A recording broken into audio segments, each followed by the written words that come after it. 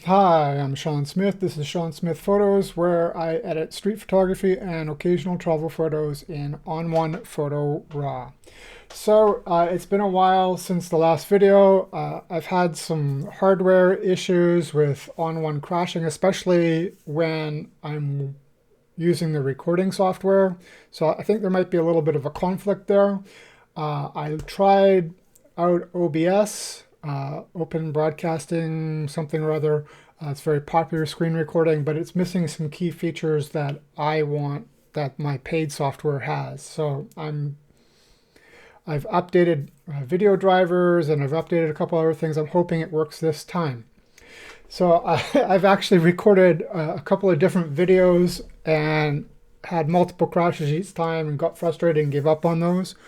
So today, what I'm going to do is I'm going to answer an On1 user's questions about On1.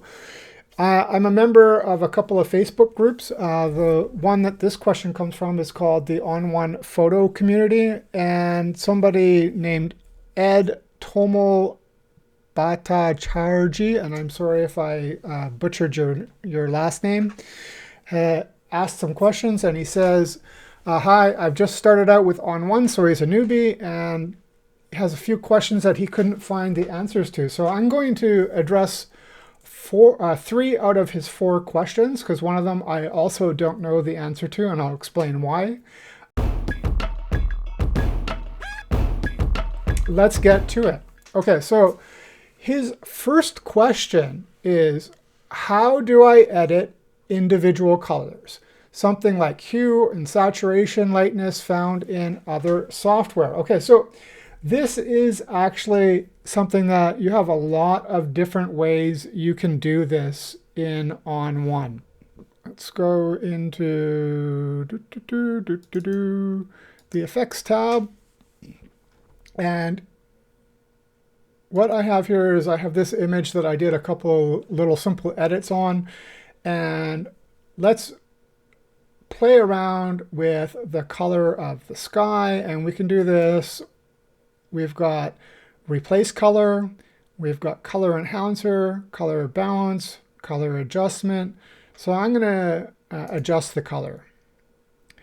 And we've got a number of different presets. And if I hit this one, the sky, you can see it really made a deep, rich blue.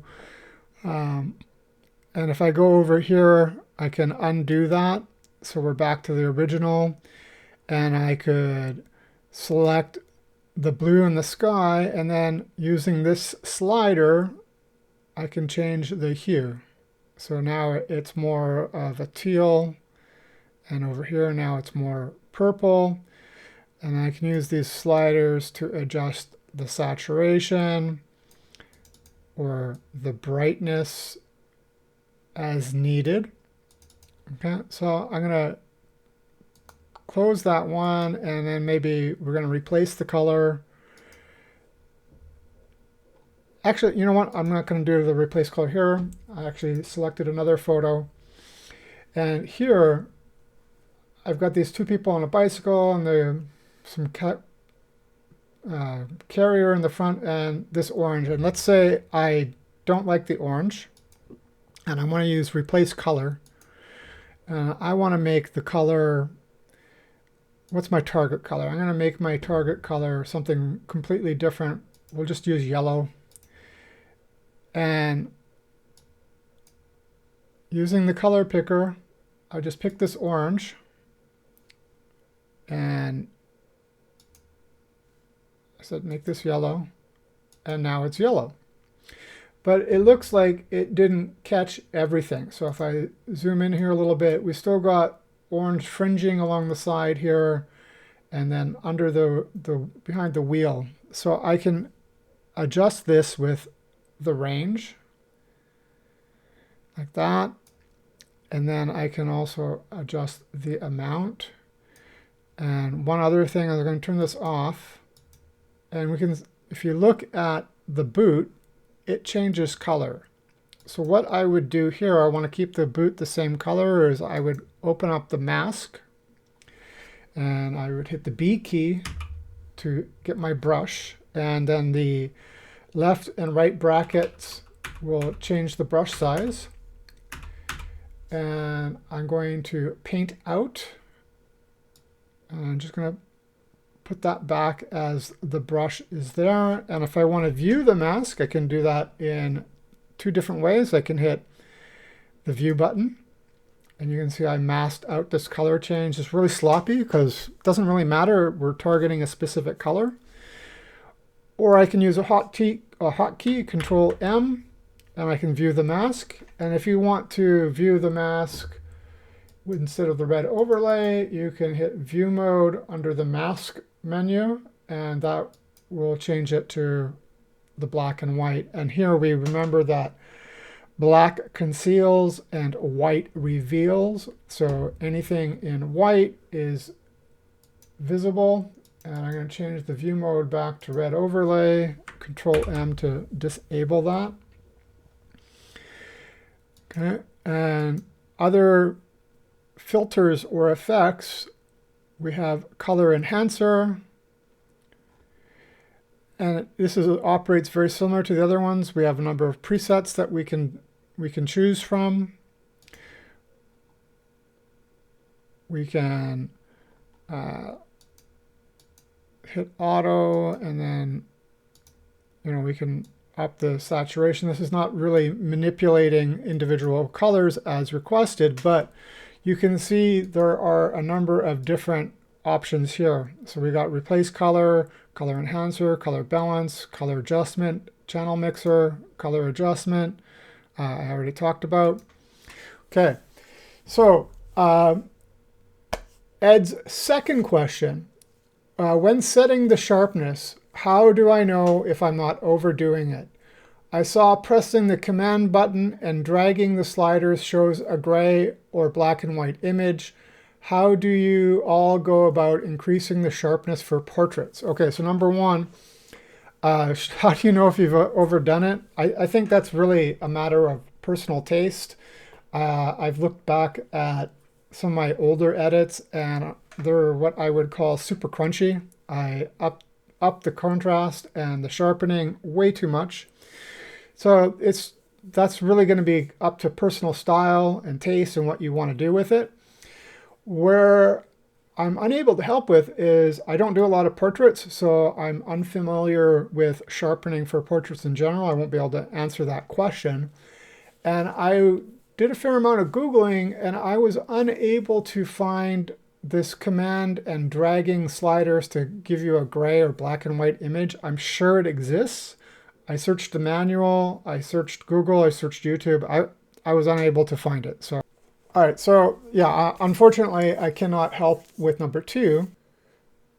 All right, so the last two questions that Ed has is there an option for luminosity mask? And where do I find layers or curves option? So I'm going to kind of address this at the same time.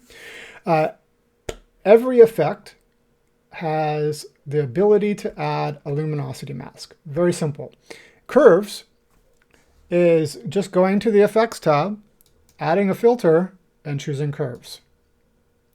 All right, so I'm going to do some wild stuff to this. I'm just going to make a really ugly curve just to illustrate that it's being done. And then we'll turn this off and open up our masking option by clicking the little camera icon there.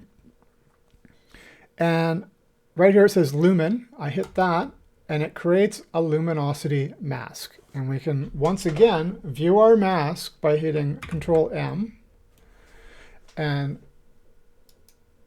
going to mask and the view mode, grayscale.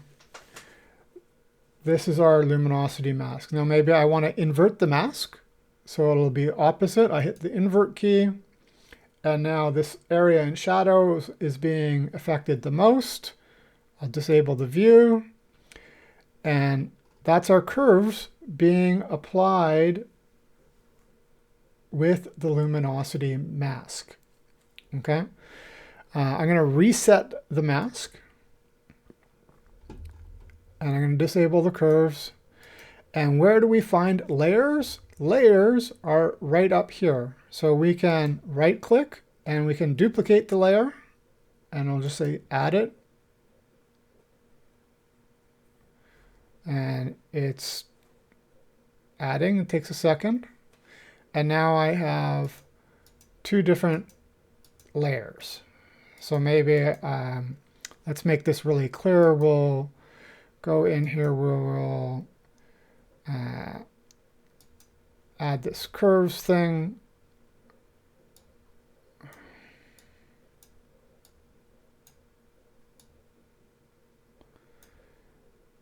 Let's just disable the curves. We'll go in here and we'll add a tone enhancer. And we will set this to darker. And nothing's happening because I can't see it. But if I disable the top layer and then I just drop this exposure down here and then I enable this layer and I'm going to mask this layer here. I'm going to grab my gradient mask and rotate it. It's now showing the layer below. Okay, so there we go. And I can turn that one off. Now we have that. I turn that one off and we've masked this out. Okay, so there's our masking. There's our layers. You can add a layer and you'll get a pop-up. You want to add another image in it. So I'm going to grab this one, add as a layer, and it's pulling in that image.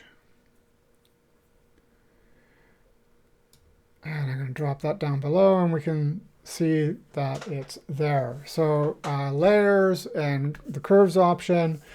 This is 3 out of your 4 questions. I wish that I was able to help you out with portraits and sharpening and that grayscale thing that you asked about, but maybe next time.